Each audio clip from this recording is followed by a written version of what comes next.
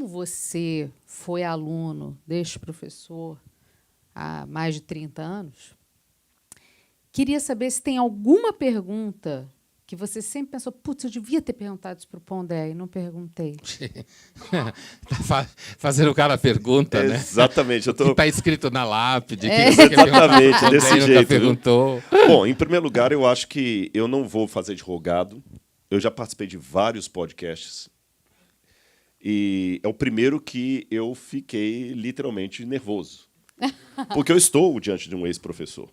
Existe uma questão psicológica, não tem como. Eu ainda lembro dele dando aula pra gente, fumando cachimbo, ou alguma coisa. Cachimbo, lá fora eu lembro. Quando era permitido. Quando era permitido, quando era politicamente correto. Se o Gabriel tivesse aqui, ele ia né? falar, bons tempos.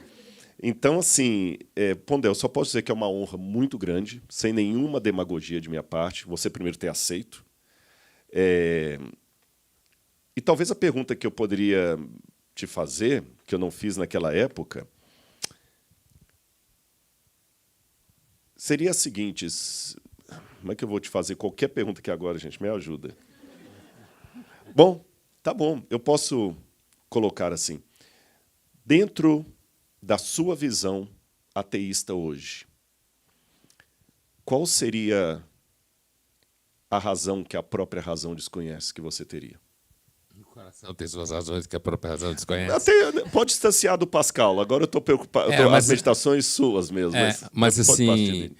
Então, eu estava pensando aqui, enquanto a gente estava conversando aqui, levando essa conversa, eu estava pensando assim, apesar de que, quando eu falo que eu sou um ateu não praticante, que parece um truque de linguagem, uma ironia, na realidade citando católicos que falam sou católico não praticante,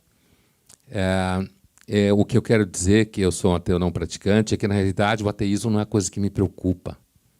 No fundo, não me interessa.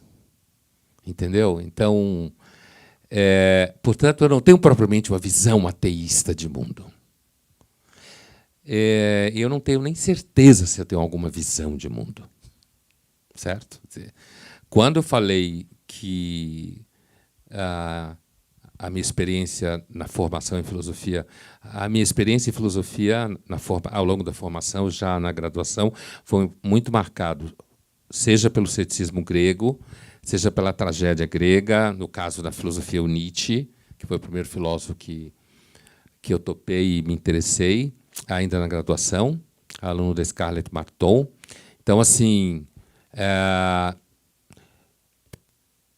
Então, eu não posso nem dizer que eu tenho uma visão de mundo, sabe? Eu não tenho uma visão de mundo. Eu não cheguei a isso. Alguma convicção? Convicção, você fala... Alguma certeza absoluta reside neste peito? Nossa. Um coração que bate. É assim... Então, há algum tempo atrás, o antigo editor da editora Três Estrelas, a Folha de São Paulo, o Alcino, que hoje está na Piauí, no Rio, e a editora acabou, o selo acabou, ele virou para mim e falou: eu quero que você escreva um livro sobre os 10 mandamentos. O Alcino falou isso para mim. Eu sei que você conhece muito a Bíblia, a teologia judaico-cristã, eu quero que você escreva um livro sobre os 10 mandamentos.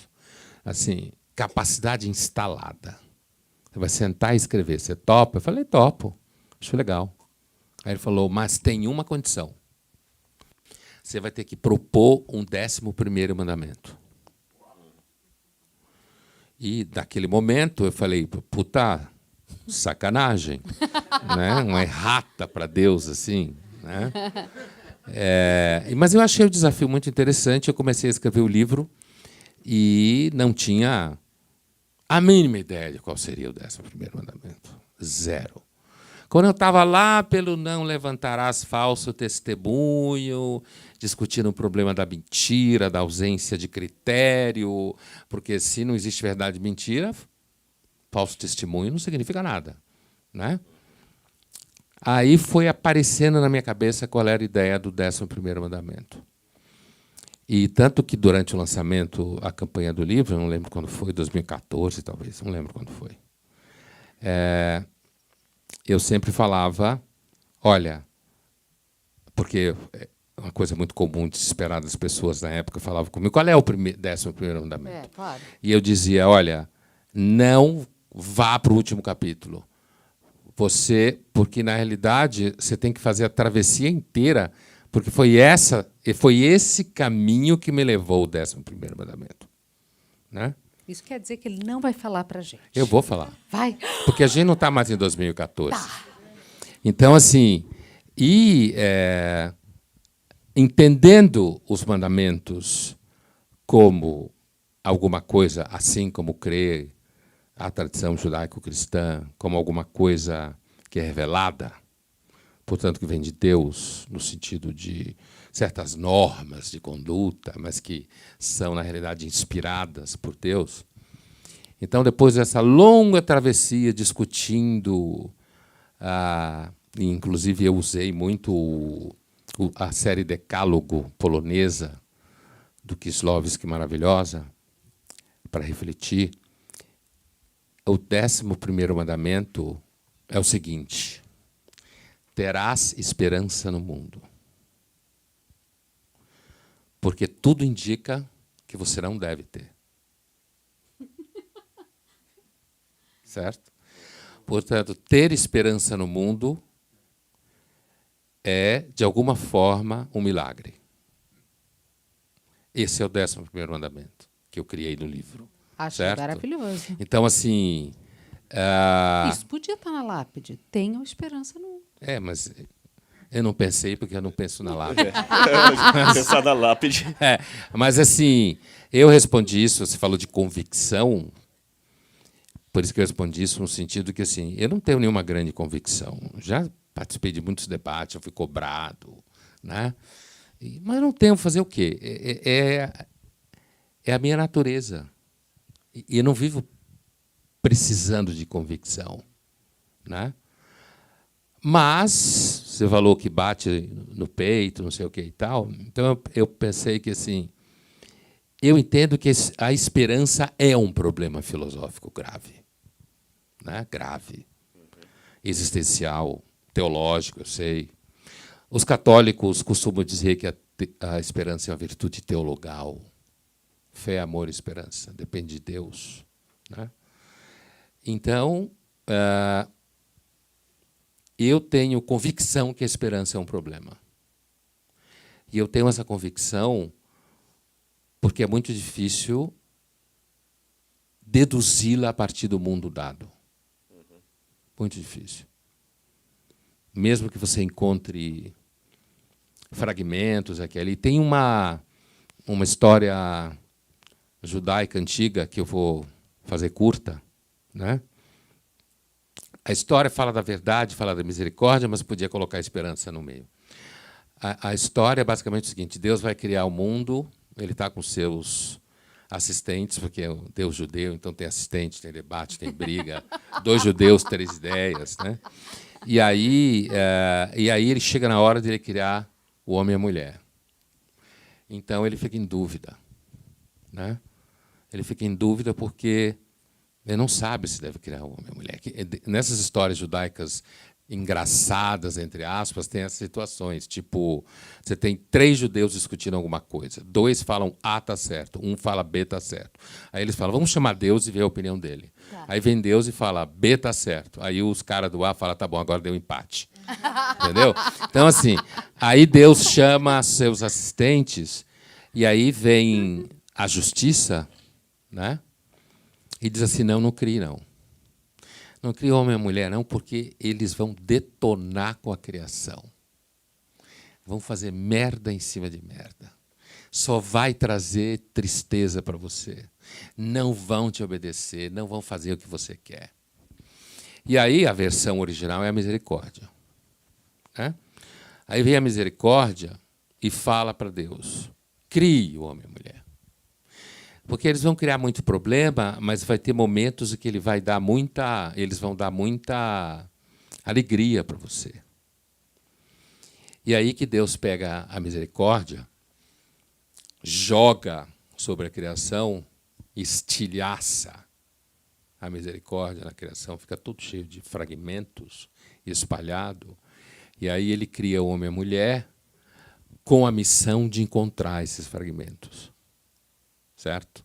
Quer dizer, meio que castiga a misericórdia, porque convenceu a ele a criar homem e mulher, mas, ao mesmo tempo, a historinha quer dizer o seguinte, agora vão procurar a misericórdia no mundo, vocês dois. Né? Eu acho que a esperança está ali, ó, nessa história. Está ali do lado. E sabendo que esse seu aluno virou um pastor, arqueólogo, tem um museu de arqueologia bíblica.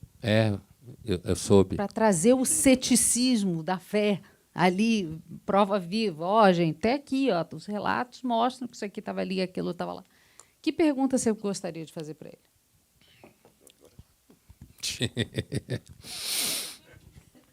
É assim. Pode constar no Google? Não. É assim, então.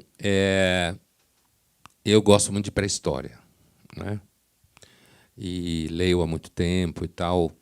E os arqueólogos que estudam, basicamente arqueólogos que estudam pré-história, apesar que são arqueólogos que não estudam fontes escritas, porque não tem, já que é pré-história. E um dos temas que ele... Portanto, eu estou perguntando para o arqueólogo. Né? Tá certo. Um dos problemas que muitos arqueólogos descrevem é que a arqueologia ela só lida com fatos. Ela é completamente cega a qualquer verdade. Porque ela lida com fatos e não com verdade nenhuma. E que a arqueologia ela é uma ciência muito poderosa, mas, ao mesmo tempo, ela é uma ciência muito pobre, porque ela lida com cacos. Né? Como funciona isso para alguém que tem fé fazendo arqueologia bíblica? Muito bem. A arqueologia também não é monolítica. Quando se fala assim, os arqueólogos dizem, você tem a arqueologia histórico-culturalista, você tem a processualista, a pós-processualista, tem várias dinâmicas, tem a arqueologia cultural, tem a arqueologia colonialista, então tem várias linhas. Se você perguntasse isso para Binford, por exemplo, ele ia falar, não, é fato mesmo, a gente vai lá, reproduz. Até o processualismo foi uma linha filosófica que tentou colocar na na arqueologia, o método científico de Stuart Mill. O método laboratorial. O camarada acreditava que ele podia ir lá para o meio dos esquimós e ficar só observando os esquimós, como é que eles faziam lá com o osso da baleia, e ali ele ia tirar até uma regra matemática para saber como é que o ser humano evolui, como é que ele produz e tudo mais. Isso não deu em nada. Não deu em nada, porque o ser humano não é feito em série como carros, não dá para você fazer uma regra matemática para o ser humano. Então, não deu em nada. A arqueologia, de fato, ela trabalha com fragmentos de história. Quem trabalha mais com a pré-história é mais o antropólogo ou o paleontólogo, ou aquele arqueólogo mais da linha americana. O outro arqueólogo vai trabalhar da história da invenção da escrita para cá. Então, da invenção da escrita para cá é mais arqueologia histórica. Da invenção da escrita para trás ela é mais paleontológica. Aí o grau de abstratismo ele começa a ficar um pouco maior. Né? Como é que a Lucy morreu? Você vai lá no Museu de História Natural de Nova York, está lá a Lucy, e eles fizeram a Lucy, o marido da Lucy, os filhotes da Lucy, sendo que encontraram apenas 20% de um Australopithecus, que há primatólogos que acreditam que nem eram Australopithecus. Então, quer dizer, tem essa crítica feita. Mas a Lucy in the Sky was mas você sabe que foi o motivo da Lucy. Enquanto eles estavam escavando lá, alguém estava escutando. E do meu lado aqui, como é que a gente trabalha? Realmente são fragmentos de história. Mas eu trabalho no sentido matemático. Vou pegar a Bíblia, por exemplo. Eu não tenho um achado arqueológico para cada versículo que a Bíblia apresenta. E se eu for também com a pá, eu estou escavando Laquis agora, se eu for escavar Laquis com a Bíblia numa mão e também eu estou indo com a predisposição. Então você tem que escavar e deixar que o texto, não o texto bíblico, o texto das pedras, das cerâmicas, exalem para você. E esse texto pode vir de várias maneiras. Eu consigo ver a quantidade de cerâmicas, o tamanho da cidade, a conexão, se essa cerâmica ela era importada, se ela era produzida ali, o que aquele artefato está me contando. Depois desse movimento é que eu vou cruzar dados com as fontes históricas, seja a Bíblia, seja Heródoto, seja qualquer historiador grego, Sócrates, escolásticos, seja qualquer um, Flávio Josefo, qualquer um. E com relação à Bíblia Sagrada, o que nós podemos testemunhar é o seguinte: o que se encontrou até agora de arqueologia literalmente ligada à história bíblica talvez é uma fração de 5 a 6%. Mas isso em relação a toda a história geral. Se eu pegar a egiptologia, por exemplo, o que você encontrou dos que os egípcios deixaram é uma fração, uma minoria. E aí eu faço a pergunta para o historiador: como é que você sabe que Sócrates existiu? Nós não temos nenhum achado arqueológico diretamente ligado a Sócrates. O próprio Alexandre o Grande, nós não temos nenhum achado, nós não temos nenhuma prova que Alexandre o Grande esteve na Índia. As moedas de Alexandre o Grande são posteriores a ele. A vida de Alexandre mais antiga que nós temos é de Plutarco, que a cópia foi escrita quase 300 anos depois dele, e a cópia é de quase 1000 anos depois.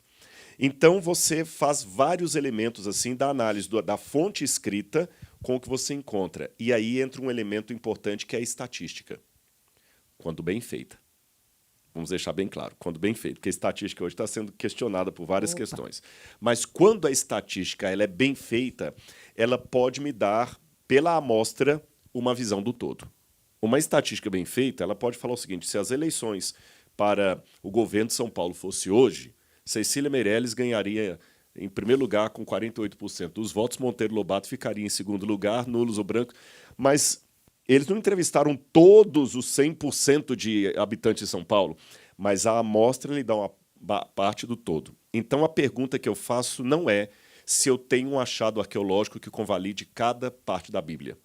A pergunta é: o pouco que se achou está em consonância ou está refutando a Bíblia?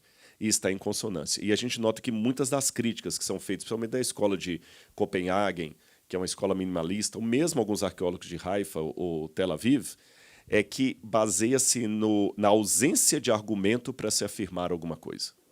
Por exemplo, eu não tenho até hoje nem... vou dar um exemplo claro aqui. Até 1991, não havia nenhuma comprovação fora da Bíblia da existência do rei Davi. E isso é importante mesmo, porque a gente está escavando justamente a cidade de Laquis, no período do Ferro, e uma das questões que nós estamos tentando investigar é a realidade histórica do reino unificado de Davi. Você morou em Israel, você sabe, Laquis, Lachish, é um sítio arqueológico importantíssimo, era a segunda maior cidade de Judá depois de Jerusalém nos tempos bíblicos. A gente está chegando agora no período do Ferro, isso é importantíssimo.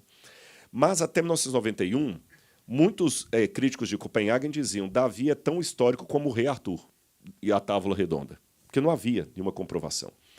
Até que lá, e como você gosta muito da França, eu vou dar um exemplo francês, André Lamer, um epigrafista da Universidade de Sorbonne, um dos maiores, ele estava analisando a Estela de Mecha, que fica no Museu do Louvre. Ele estava com a lupa ali e ele percebeu na Estela de Mecha a expressão Beit David, Ara David, altar de Davi e casa de Davi. Essa expressão Beit Davi, casa de Davi, é uma expressão técnica. André Lamer falou assim: eu achei na Estela de Mecha, aqui no Museu do Louvre, uma comprovação histórica do rei Davi. Apesar de ser um renomado professor da Sorbonne, ele quase perdeu a cátedra dele, e você sabe que há muito cancelamento na academia por preconceitos. Opa. Por quê? Dizer que Davi existiu na época era algo tão ridículo, mediante o consenso cético, como dizer hoje que eu encontrei evidências do Saci Pererê na floresta amazônica. Ninguém dá bola para isso. Um ano depois, no norte de Israel, em Tel Dan, o professor Avram Viram encontrou em sítio ali um achado arqueológico que trazia o nome de Davi. Muita gente falou: não, isso é mentira, não pode ser, e tudo. Comprovou-se que Davi existiu. Aí, depois que comprovou-se que Davi existiu, qual foi a postura do pessoal de Copenhague? Não, realmente, então Davi existiu. Mas ele não foi rei de um reino unificado de Davi. Então, às vezes, vai muito daquele jumping monkey, sabe? Quando, às vezes, você fecha aqui, mas tem aquilo ali que está em aberto, e eu continuo duvidando que tem aquilo ali.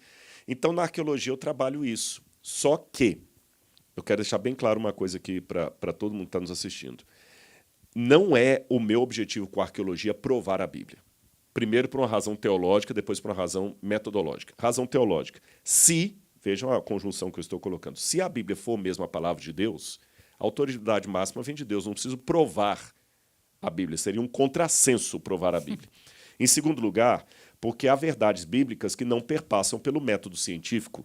Se for verdade o que a Bíblia falou, eu não vou conseguir, através das técnicas laboratoriais, descobrir que Jesus realmente nasceu de Maria Virgem. Foge. É como descobrir uma verdade histórica. Como é que eu vou provar laboratorialmente que César cruzou o Rubicão? Não tem como. São outros métodos. Então, é tolice fazer isso.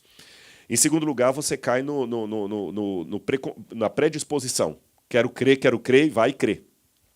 Então, não é esse o objetivo. Agora, eu posso, pela arqueologia, colocar a Bíblia dentro de um contexto. E isso é um exercício que eu acho que é muito importante, especialmente para os cristãos. Eu vou explicar por quê. Eu estive recentemente dando palestra em Belém do Pará. E lá em Belém do Pará, recentemente, há um mês atrás, sabe a música da Joelma? Eu vou tomar um tacacá, Sim. dançar, curtir, ficar de boa. Todo mundo agora pensou na música, né? Sim. Uhum. Eu sou brasileiro, falo português, estou vivendo na mesma época da Joelma, considero-me uma pessoa que gosta de ler e estudar, e eu não sabia o que era um tacacá. Quando eu fui para lá, para Belém, que eu fui aprender o que é o tacacá, que eles colocam lá numa cumbuca assim, feita de fruta-pão, alguns falaram que não era bem isso, que tem tipo uma gosma assim, e fazem lá com o camarão, aquela coisa toda. Eu não sabia que tacacá era aquilo. Agora, vejam bem, se hoje, com toda a comunicação que nós temos no século XX, falando o mesmo idioma, no mesmo país, na mesma época, existe uma expressão de uma música popular que eu não sei o significado, imagine a Bíblia Sagrada, que foi escrita há milênios, numa outra língua, numa outra expressão idiomática, que nem é o hebraico que você ouviu em Tel Aviv hoje. São expressões diferentes, formas de pensamento diferentes. E quantos tacacás estão na Bíblia que as pessoas estão lendo sem saber a mínima ideia do que é.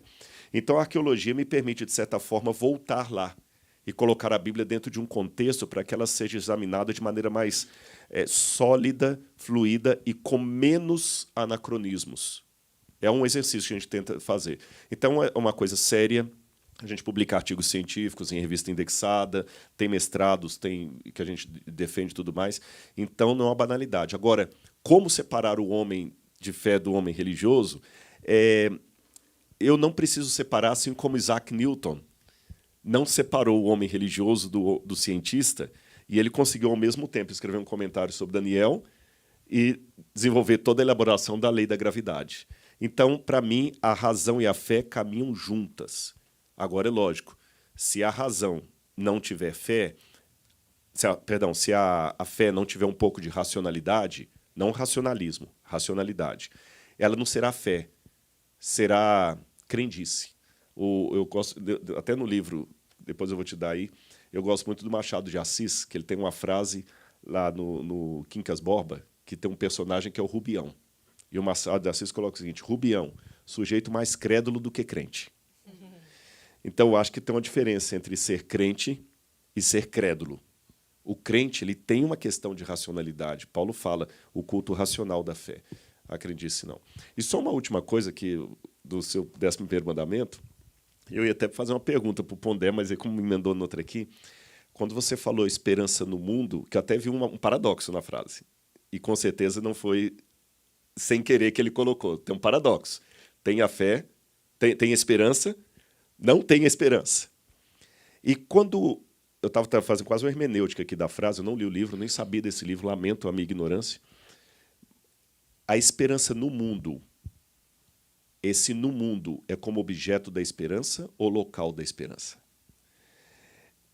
Eu fiz uma Bíblia da sua fala, igual eu faço com Paulo. Paulo escreveu, eu faço minha pregação, eu falei assim, se fosse uma Bíblia isso que o Pondé falou, como é que eu examinaria? Há 2 tipos de esperança aí. A esperança no mundo, enquanto local em que você exerce a sua esperança, e a esperança no mundo como objeto da sua esperança.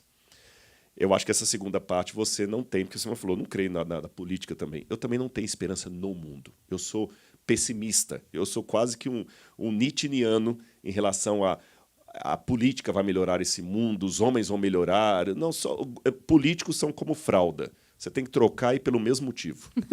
E não muda disso. Mas eu tenho uma esperança no mundo enquanto local em meio ao qual eu exerço a minha esperança.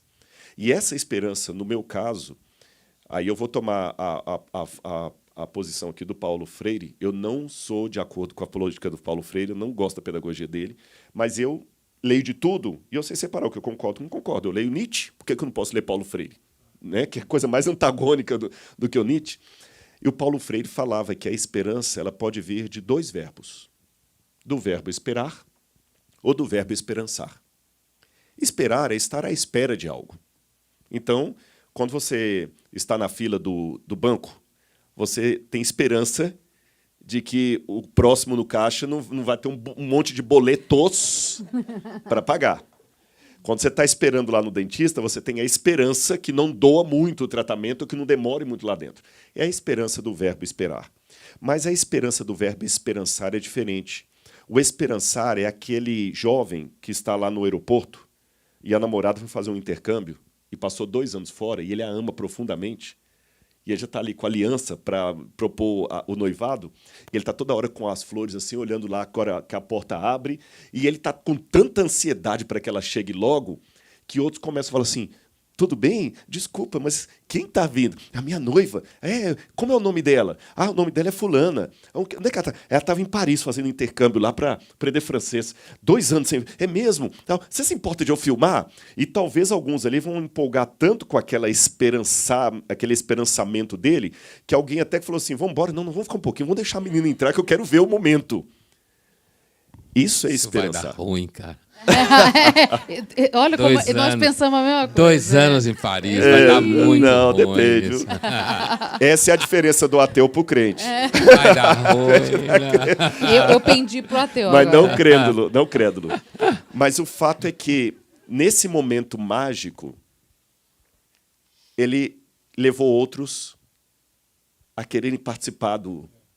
Não foi individualista. Aí eu me distancio do existencialismo. Não é só a minha existência, é a minha em consonância com outros. Então, a pergunta que eu faço não é para ele, não, é para nós, crentes. Quando a gente fala que tem esperança em Deus e exercemos a esperança nesse mundo, que tipo de esperança eu, como cristão, tenho locus no mundo? Uma esperança do verbo esperar ou do verbo esperançar? Quer provocar isso nos outros. Exatamente. Né? Que do esperar, estou esperando Jesus voltar. Ele vai voltar, viu, Pondé? Estou esperando voltar. Eu sou um chato. Eu já ouvi dizer. Que a coisa, exatamente, né? Agora, a esperança do verbo esperançar é aquela que as pessoas falam assim: pô, cara, eu posso até não acreditar. Eu posso até acreditar que 2 anos em Paris vai dar ruim, vai dar merda. A estatística está a favor de dar ruim. Vai dar ruim. Mas eu quero ver como é que essa história vai terminar. Então, o meu fascínio é esse, que as pessoas possam, de certa forma, olhar o esperançamento em mim e querer, pelo menos, saber mais como é que é esse negócio. E a estatística realmente pode dar ruim, mas se for olhar para o estatístico, o Big Bang nunca teria acontecido.